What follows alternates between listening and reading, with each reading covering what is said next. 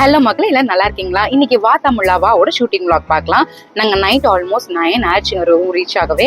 Room வந்து அவங்களே கொடுத்துட்டாங்க. ரூம் சென்ட்ரலைஸ்ட் ஏசியோட சூப்பரா இருந்துச்சுங்க. நல்லா தூங்கி ரெஸ்ட் எடுத்துட்டு காலையில 8:30க்கு எங்களுக்கு செட்டுக்கு முன்னாடி வர சொல்லியிருந்தாங்க. அங்க செட்டுக்கு முன்னாடி போன உடனே எங்களுக்கு ஃபர்ஸ்ட் பிரேக்ஃபாஸ்ட் கொடுத்துட்டாங்க.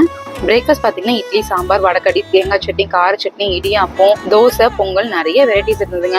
ஆனா நிஜமாலுமே என்னால சாப்பிடவே முடியல. சரியான பயங்க எனக்கு. இதான் ஃபர்ஸ்ட் டைம் மீடியால வந்து உட்காந்து பேசுறது எப்படி இருக்கும் என்னமோன்னு பயத்திலேயே உட்காந்துட்டு இருக்கோம். பிரேக்ஃபாஸ்ட் முடிச்ச பிறகு பாத்தீங்கன்னா மேக்கப் கூப்பிட்டு போனாங்க. மேக்கப், ஹேர் ட்ரெஸ்ஸிங் நம்ம எப்படி கேட்கிறோமோ அதே மாதிரி அழகா பண்ணி விட்டாங்க பொறுமையா. ஆனா எங்க மாமியார் வந்து மேக்கப் எல்லாம் வேண்டாம், எனக்கு எப்பவும் போல நார்மல் பவுடரே போதுன்னு சொல்லிட்டாங்க. ஆனா அதுலயே அவங்க நிஜமா அழகா இருந்தாங்க. எல்லாம் முடிச்ச பிறகு செட்டுக்குள்ள எங்களை போக சொன்னாங்க. எங்களுக்கு 2 பேருக்குமே கொஞ்சம் பயங்க.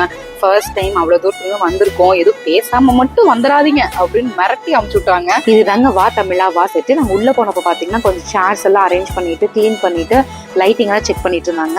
அவங்க பாத்தீங்கன்னா ஒரு சீட்டிங் அரேஞ்ச் பண்ணி வச்சிருந்தாங்க. அது பிரகாரம் எங்களை உட்கார வச்சு எல்லாம் ரெடியே பண்ணிட்டு இருந்தாங்க. எல்லாரும் சீட் ஆன பிறகு பாத்தீங்கன்னா ஒரு டிக்ளரேஷன் ஃபார்ம் தருவாங்க அவங்க சைன் பண்றதுக்கு. ஷூட்டிங் ஸ்டார்ட் பண்றதுக்கு முன்னாடி ஒரு பூஜை போட்டாங்க. பூஜை முடிஞ்ச பிறகு நம்ம ஆரி சார் வந்தாரு. ஷோவை ரொம்ப நல்லா கொண்டு போனாருங்க ஆரி சார். ஆனா சில பேர் பாத்தீங்கன்னா அவர் ஒரு கொஸ்டின் கேட்டாருன்னா அந்த கொஸ்டின் ஆன்சர் சொல்ல மாட்டாங்க. வீட்டுல என்ன மனப்பாடம் பண்றோம்னா அதைத்தான் இங்க ஒப்பிப்பேன் அப்படிங்கிற மாதிரி இருந்தாங்க.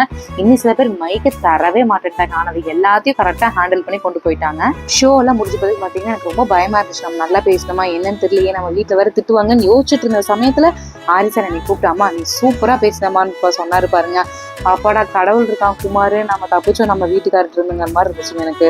இதோட கண்டினியூஷன் vlog நாளைக்கு பார்க்கலாங்க. பாய்.